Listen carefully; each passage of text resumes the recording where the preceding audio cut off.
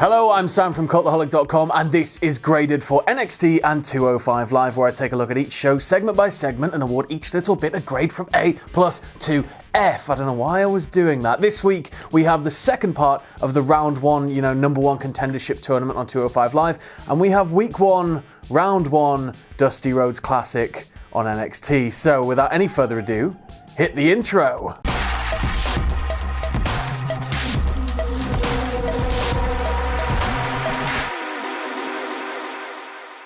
So we start things off on 205 Live, straight into another round one match, and it's Oney Lorcan, NXT's Oney Lorcan versus Humberto Carrillo, my boy. Humberto is looking swole. Is that what the kids still say? Swole? He's like proper muscly, more muscly than he was in NXT. He's just sort of really training really hard. But both men go back and forth, and Humberto very quickly takes control with a Rana takedown. There's then an awkward miscommunication type thing. I don't really want to call it a botch because it just seemed like a little bit of a miscommunication. Lorcan sort of stumbles forward toward Carrillo, who's coming up to do something else, and they collide a little bit, but neither man got hurt. They sort of played it off as just, both are just desperate to get a hold of each other, so it's alright. Lorcan, though, is desperate to pin down Carrillo. He's really, really intent on keeping him on the mat because that's where he's at his weakest, but every single time he tries to do it, Carrillo's really putting the fight on. Eventually, Lorcan gets Carrillo to the outside, plants him with a suplex on the floor, and then we cut backstage, and Drew Gulak and Jack Gallagher are cheering on Carrillo backstage. They're watching on a little monitor, and they've got matching Humberto Carrillo t-shirts, and these t-shirts are just plain white with Humberto's face on them. I really, really, really want one of these, so I hope WWE put them on sale. Back in the ring, and Lorcan is really starting to become unhinged. Every single time Carrillo gets even close or even starts to mount a comeback, he gets angrier and angrier. Carrillo does manage to get free, though. He hits his springboard arm drag, he hits a dive, and then he hits his backward rolling standing moonsault thing, and it looks really, really impressive. He then eats an uppercut but avoids more offense and hits a second dive onto Lorcan. Out on the apron, both men trade blows, and Lorcan hits Carrillo with a fisherman suplex onto the hardest part of the ring. That must have sucked. And then my favourite part of the match, this might have been my favourite part of 205 Live this week. Lorcan is so angry with Carrillo. He grabs him by the throat, sort of by the throat and by the face. He's like there, and he just starts slapping him, just laying in slaps, like so disrespectful, just holding him and slapping him. Carrillo does manage to get loose though, and Lorcan feeds him to the ropes. He hits a super kick, taking Lorcan out, and then there's another bit of a strange miscommunication where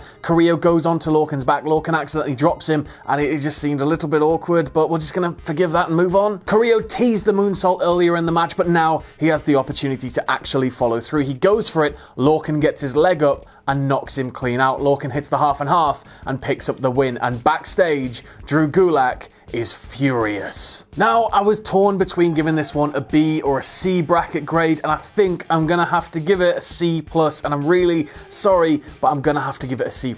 It's really nice to see Humberto working different types of matches, especially against an opponent who is a little bit more grounded. It meant that he wasn't just trying to get his stuff in, and he wasn't just waiting for his turn. It seemed a bit more like a battle. And Lorcan looked so aggressive, so aggressive. I absolutely loved it. I'm wondering whether he's going to have some sort of allegiance with Gulak after this match. But unfortunately, those two miscommunications were a little bit too much to miss when I'm looking at the grades. We then go backstage, and it's Mike and Maria Kanellis with Drake Maverick, and Mike is not a happy bunny. He wanted to be in the tournament this week, and he's not. Drake tries to appease him. He says, look, I'm trying to help you. Your win-loss record's so bad, I couldn't actually put you in the tournament. He says to Mike that tonight he's going to be facing a local competitor, and hopefully this will help kickstart his win-loss record improving. Maria is having none of that, though. She kicks off straight at Maverick and accuses him of patronizing them. We then go to the ring for that match, Mike Kanellis versus Colby Corino. Colby Corino is the son of independent wrestling star Steve Kirino, so there's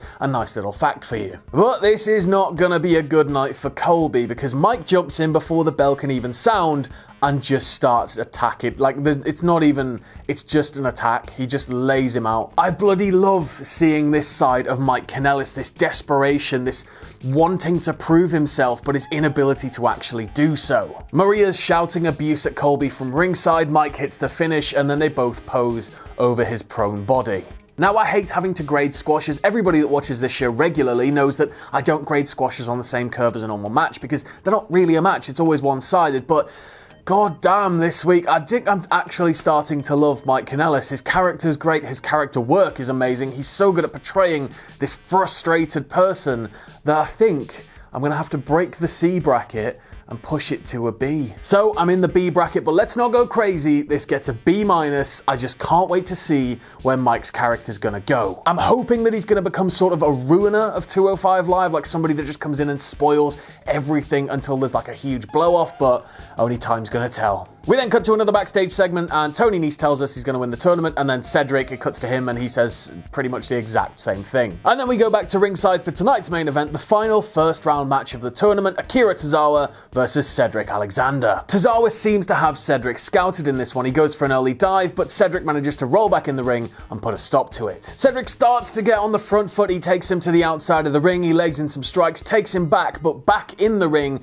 he's decided that he's going to not let him move an inch. He's being methodical in this one. He's going and targeting the body. Obviously, Tozawa uses that massive senton as a finish. If his back's injured, he can't do that, so smart thinking Cedric. Every single time Tozawa tries to get up though, Cedric keeps cutting him off. He does manage to mount a strong comeback though, and it culminates in this big dive that sends Cedric headfirst into the announce table. Tozawa then starts showing injury. He can't lift Cedric, he can't drag him to his feet, and he can't lock in the octopus properly. This allows Cedric to take control. His plan's paid off, but Tozawa manages to cheekily avoid 2 lumbar checks and almost picks up a pin. He eventually manages to lock in the octopus, and he rolls it through into a Fujiwara armbar before hitting Cedric with this brutal looking deadlift German. But he goes to the top. There's a little bit of back and forth with him and Cedric trying to pull him down. He goes off the top, and Cedric manages to catch him into a lumbar check. Cedric picks up the 3, and both men shake hands and embrace after the match. It was really, really sportsmanlike and really, really nice. I'm going to give this one an A-.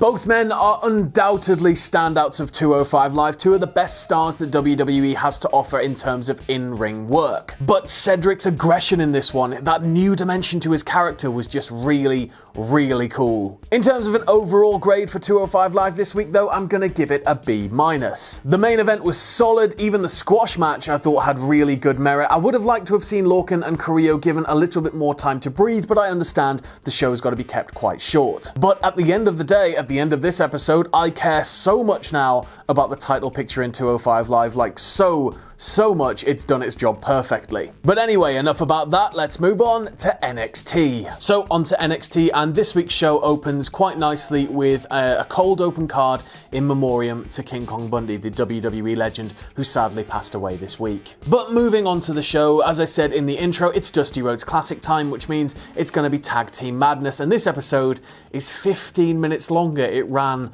over. This is going to be a long grade. So we start things as we mean to go on. We have Ricochet and Aleister Black versus Fabian Aichner and Marcel Barthel. Black and Aichner start proceedings with Aichner using his natural size to really keep Black grounded. Barthel gets in and things slowly start to unravel, but they manage to keep Black in their corner and they're tagging quite frequently, so they're working very well as a team. They also hit this beautiful spinebuster running knee thing, and it was brutal. You should just go back and watch this match in general, but watch out for that spot because it sounded like a gun went off. Following this though, Aichner gets a little bit too distracted by Ricochet. I think he goes to knock him out of the ring, Ricochet avoids, but they have a little bit of back and forth. Black capitalizes, sweeps the leg, and both Barthel and Ricochet get the hot tags. However, once Ricochet gets in the ring, he makes very, very easy work out of Barthel and Aichner with his aerial offense. Aichner gets the tag, he hits Ricochet with a brutal looking brainbuster, and then he does that double springboard moonsault thing. Like, a guy that size doing that is terrifying.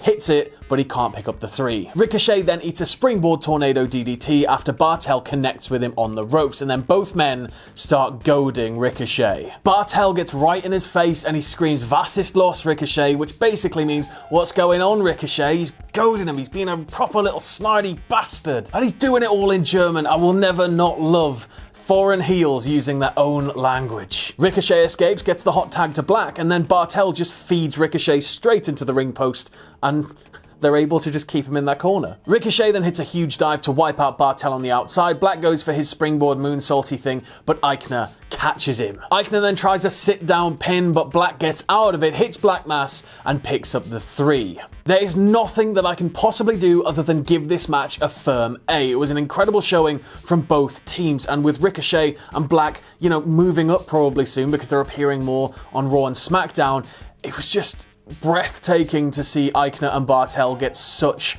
offense in. They just got such a strong showing against one of the strongest teams NXT has to offer. They really need to capitalize on this and push them to the moon after this tournament's done. We then go backstage to a pre-record from earlier in the week. Keith Lee is working out in the Performance Center with some of the guys in a ring. Dijakovic turns up, demands a match there, and then he wants to fight, and it all gets a bit like, whoa, stay apart, guys. And then commentary confirm in 2 weeks we will see them go head to head again. We then go to the next round 1 match, which is the Forgotten Sons versus Burch and Lorcan. The Sons quickly capitalize in this one. They're able to grab hold of Lorcan and keep him firmly in their territory. They make very good use of the corner and they tag routinely like a big, oily, angry machine. Blake then grinds Lorcan into the mat, but Burch is able to get the hot tag. He comes in, cleans house, hits dual Germans, and then he tags in a hurt Lorcan, and this is where things start to unravel a little bit. Lorcan has had his midsection worked over pretty hard already by the Sons in the match, and when Burch wants to do the double finisher,